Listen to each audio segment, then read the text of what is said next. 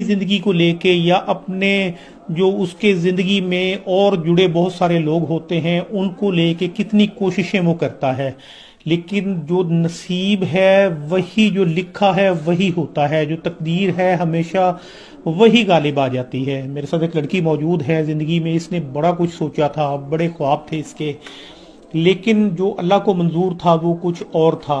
तो आइए से बात करते हैं क्या वजह बनी, क्यों आई हैं ये मेरे पास, इतना सफ़र करके मीडिया पर आई हैं जी। अस्सलाम वालेकुम। वालेकुम सलाम जी। क्या वजह बनी, क्यों आई हैं मीडिया पर? बस पहले माँ प्यो के घर रहती थी, कोई टेंशन नहीं होती सी। फिर माँ प्यो ने कोई अच्छा रिश्ता मिल भाला, फिर मेरी शादी कर दी। अच्छा ख्याल रखता सी मेरा मियाँ। फिर मेरा मियाँ फौत हो गया ਤੇ ਬੜਾ ਮੁਸ਼ਕਲ ਗੁਜ਼ਾਰਾ ਕਰੀਂਦਾ। ਲੋਕਾਂ ਦੇ ਘਰ ਬਰਤਨ ਧੋਣੇ, ਕੱਪੜੇ ਧੋਣੇ, ਸਫਾਈ ਵਗੈਰਾ ਕਰੀ। ਤੇ ਤੁਸੀਂ ਇਕੱਲੇ ਹੀ ਖੁਦ ਹੀ ਕੰਮ ਕਰਦੇ ਹੋ? ਹਾਂਜੀ, ਇਕੱਲੇ ਖੁਦ ਹੀ ਕੰਮ ਕਰਨੇ। ਰੈਂਟ ਤੇ ਮਕਾਨ ਲਿਆ ਜੀ, 6000 ਮਕਾਨ ਦਾ ਕਿਰਾਇਆ, ਬੱਤੀ ਗੈਸ ਨਹੀਂ ਲੱਗਾ ਹੋਇਆ, ਬਾਲਣ ਤੇ ਗੁਜ਼ਾਰਾ ਕਰੀਂਦਾ ਜੀ। ਲੋਕਾਂ ਦੇ ਘਰ ਕੰਮ ਕਰੀਂਦਾ। ਸਵੇਰ 9 ਵਜੇ ਜਾਂਦੇ, ਸ਼ਾਮ 6-7 ਵਜੇ ਵਾਪਸ ਆਵੀਂਦਾ ਘਰ। ਮੀਆਂ ਨਹੀਂ ਸਿਰ ਤੇ ਹੈਗਾ ਜੀ, ਬੜਾ ਮੁਸ਼ਕਲ ਗੁਜ਼ਾਰਾ ਕਰੀਂਦਾ। ਤੇ ਦੱਸੋ ਕਿ ਮੀਆਂ ਨੂੰ ਹੋਇਆ ਕੀ ਸੀ? ਮੀਆਂ ਬਸ ਨਸ਼ਾ ਕਰਦਾ ਸੀ, ਤੋਂ ਪੱਲੇਦਾਰੀ ਕਰਦਾ ਸੀ, ਤੇ ਵਾਪਸ ਆ ਰਿਹਾ ਸੀ, ਐਕਸੀਡੈਂਟ ਹੋਇਆ, ਤੋਂ ਮੌਕੇ ਤੇ ਉਹਦੀ ਡੈਥ ਹੋ ਗਈ ਜੀ। ਅੱਛਾ, ਤੇ ਤੁਸੀਂ ਦੱਸੋ ਮੈਨੂੰ ਕਿ ਤੁਹਾਡੇ ਮਾਂ-ਬਾਪ ਚੋਂ, ਭੈਣਾਂ ਭਾਈਆਂ ਚੋਂ ਕਿਸੇ ਨੇ ਕੋਈ ਹੈਲਪ ਜਾਂ ਸਪੋਰਟ ਨਹੀਂ ਕੀਤੀ? ਨਹੀਂ ਜੀ, ਕੋਈ ਵੀ ਨਹੀਂ ਕਰਦਾ। ਉਹਨਾਂ ਦੇ ਆਪਣੇ 5-5 ਬੱਚੇ ਹੈਗੇ ਨੇ, ਫਿਰ ਉਹ ਆਪਣੇ ਬੱਚੇ ਸਾਂਭਣ ਜਾਂ ਮੇਰੇ ਬੱਚਿਆਂ ਦੀ ਸਪੋਰਟ ਕਰਨ। ਨਾ ਭੈਣ ਭਾਈ ਕੁਝ ਵੀ ਨਹੀਂ ਕੋਈ ਕਰ ਸਕਦਾ। ਜਦੋਂ ਬੇਸਹਾਰਾ ਔਰਤ ਹੋ ਜਾਂਦੀ, ਫਿਰ ਅੱਲਾਹ ਤੋਂ ਬਗੈਰ ਉਹਦਾ ਕੋਈ ਆਸਰਾ ਨਹੀਂ ਹੁੰਦਾ। ਤੇ ਦੱਸੋ ਕਿ ਸਿਲਾਈ ਕਰਨੀ ਆਉਂਦੀ ਤੁਹਾਨੂੰ, ਸਿਲਾਈ ਕਢਾਈ? ਹਾਂਜੀ, ਸਿਲਾਈ ਕਰਨੀ ਆਉਂਦੀ ਹੈ ਜੀ। ਅਗਰ ਕੋਈ ਮਸ਼ੀਨ ਵਗੈਰਾ ਲੈ ਕੇ ਦੇ ਦੇਵੇ ਤੁਹਾਨੂੰ ਤੇ ਫਿਰ ਉਹ ਤੁਸੀਂ ਕੱਪੜੇ ਵਗੈਰਾ ਸੀ ਲੈਂਦੇ ਜੀ? ਅੱਛਾ ਕੰਮ। ਹਾਂਜੀ ਹਾਂਜੀ, ਅੱਛਾ ਇੰਨਾ ਕੋਈ ਮਤਲਬ ਕਰ ਦੇਵੇ ਕਿ ਮੈਂ ਘਰ ਬੈਠੇ ਚਲੋ ਗੁਜ਼ਾਰਾ, ਬੱਚਿਆਂ ਦਾ ਵੀ ਆਪਣਾ ਵੀ ਚਲਾਈ ਰੱਖਾਂ, ਤੇ ਅੱਛਾ ਹੈਗਾ ਜੀ। ਅੱਛਾ, ਉਹਦੇ ਨਾਲ ਯਾਨੀ ਕੱਪੜੇ ਸੀ ਕੇ ਘਰ ਅੱਛਾ ਚੱਲ ਸਕਦਾ ਹੈ? ਹਾਂਜੀ, ਅੱਛਾ ਗੁਜ਼ਾਰਾ ਹੋ ਸਕਦਾ ਹੈ। ਬੰਦਾ ਕੋਈ 4-5 ਸੂਟ ਵੀ ਇੱਕ ਦਿਨ ਵਿੱਚ ਸਿਲਾਈ ਕਰੇ ਤਾਂ ਗੁਜ਼ਾਰਾ ਅੱਛਾ ਚੱਲ ਜਾਂਦਾ ਜੀ।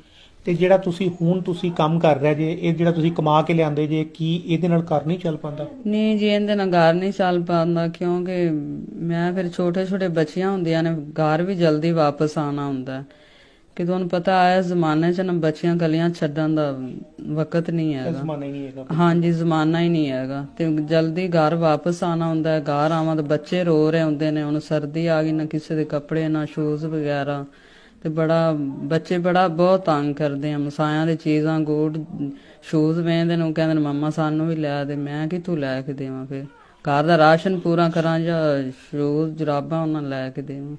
ਤੇ ਦੱਸੋ ਕਿ ਜਿਹੜਾ ਤੁਹਾਡਾ ਹੈ ਬੱਚਿਆਂ ਦਾ ਮਾਮਲਾ, ਉਹ ਕਿਹੜੇ ਬੱਚੇ ਤੁਹਾਡੇ, ਕਿੰਨੇ ਸਕੂਲ ਜਾਂਦੇ ਨੇ ਜਾਂ ਨਹੀਂ ਪੜ੍ਹਦੇ?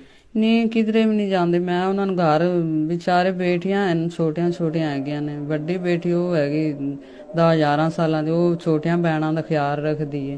ਮੈਂ ਅੱਗੋਂ ਉਹਨਾਂ ਨੂੰ ਤਾਲਾ ਲਾ ਕੇ ਜਾਂਦੇ ਕਿ ਬੱਚੇ ਲੋਕ ਫੜ ਲੈਂਦੇ ਨੇ। ਤੇ ਇਹ ਦਾ ਮਤਲਬ ਹੈ ਕਿ ਤੁਸੀਂ ਬੱਚੀ ਨੂੰ ਪੜ੍ਹਾ ਨਹੀਂ ਸਕਦੇ? ਇੰਨੇ ਪੈਸੇ ਨਹੀਂ, ਇੰਨੇ ਅਖਰਾਜਾਤ ਹੀ ਨਹੀਂ, ਤੇ ਫਿਰ ਮੈਂ ਉਹਨਾਂ ਨੂੰ ਕਿਸ ਤਰ੍ਹਾਂ ਪੜ੍ਹਾਵਾਂ? ਅਗਰ ਤੁਹਾਡੇ ਹਾਲਾਤ ਬਿਹਤਰ ਹੋ ਜਾਣ ਤੇ ਫਿਰ ਉਹਨਾਂ ਨੂੰ ਤਾਲੀਮ ਅੱਛੀ ਦੇਵੋਗੇ? ਹਾਂਜੀ, ਫਿਰ ਅੱਛੀ ਤਾਲੀਮ ਉਹਨਾਂ ਨੂੰ, ਕੋਈ ਅੱਲਾ ਦੇ ਇਸ ਤਰ੍ਹਾਂ ਦਾ ਕੋਈ ਨੇਕ ਬੰਦਾ ਮਿਲੇ ਜਿਹੜਾ ਵੀ ਬੱਚਿਆਂ ਨੂੰ ਪੜ੍ਹਾ ਸਕੇ, ਜਾਂ ਕੋਈ ਅੱਛਾ ਘਰ ਚਲਾ ਸਕੇ, ਅੱਛੀ ਇੱਜ਼ਤ ਦੇ ਸਕੇ। ਤੇ ਹਾਂ, ਇਹ ਸਵਾਲ ਵੀ ਹੈ ਕਿ ਅਗਰ ਕੋਈ ਤੁਹਾਡਾ ਵੈਸੇ ਹੀ ਸਹਾਰਾ ਬਣ ਜਾਵੇ ਹਮੇਸ਼ਾ ਵਾਸਤੇ, ਕਿ ਜਿਸ ਤਰ੍ਹਾਂ ਤੁਹਾਡੇ ਸਿਰ ਤੇ ਹੱਥ ਰੱਖੇ ਤੇ ਤੁਹਾਨੂੰ ਇੱਜ਼ਤ ਦੇਵੇ, ਪਿਆਰ ਦੇਵੇ, ਤਾਂ ਤੁਸੀਂ ਕੀ ਫਿਰ ਸ਼ਾਦੀ ਕਰੋਗੇ? ਹਾਂਜੀ, ਫਿਰ ਸ਼ਾਦੀ ਕਰ ਲੈਸਾਂ ਜੀ ਅਸੀਂ ਉਹਨਾਂ ਨਾਲ। ਕੋਈ ਅੱਛੀ ਇੱਜ਼ਤ ਦੇ ਸਕੇ, ਅੱਛਾ ਮੁਸਤਕਬਲ ਬਣਾਵੇ, ਤੇ ਅਸੀਂ ਸ਼ਾਦੀ ਕਰ ਲੈਸਾਂ ਉਹਨਾਂ ਨਾਲ।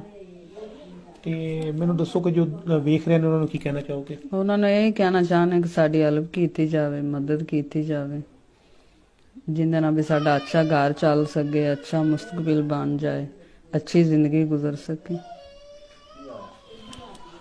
नाज़रीन, देखें कि ज़िंदगी जो है ना बड़ी मुश्किल है एक औरत के लिए, ख़ास तौर पर उस वक्त मुश्किल है, ज़्यादा मुश्किल है जब वो अकेली हो जाए, जब उसका कोई भी सहारा ना हो, जब कोई इनकम का ज़रिया ना हो, घर में भी मुश्किलात हों, जो शौहर है उसका साया भी जो है वो हमेशा के लिए जो है वो एक छत होती है, एक शौहर उसका वो छत भी हमेशा के लिए छिन जाए तो वो बड़ी मुश्किल ज़िंदगी होती है। तो इनके लिए भी इस वक्त मुश्किलात बहुत ज़्यादा हैं, इंतहाई ज़्यादा मुश्किलात हैं इनके लिए। तो एक औरत बेचारी कर क्या सकती है अगर उसके साथ कोई सहारा ना हो, आसरा ना हो। सामने स्क्रीन पर एक नंबर आया हुआ है, इनका अकाउंट बना है, आप तस्दीक करें, तहकीक करें, इनकी ज़िंदगी को बदलें। इनके लिए बेहतरी हम कोशिश करें तो इनके लिए हम बेहतरी ला सकते हैं। थोड़ी थोड़ी अगर हम इनकी मिल के मदद करेंगे तो इनके लिए आसानी पैदा हो जाएगी। ये अपनी ज़िंदगी के लिए कुछ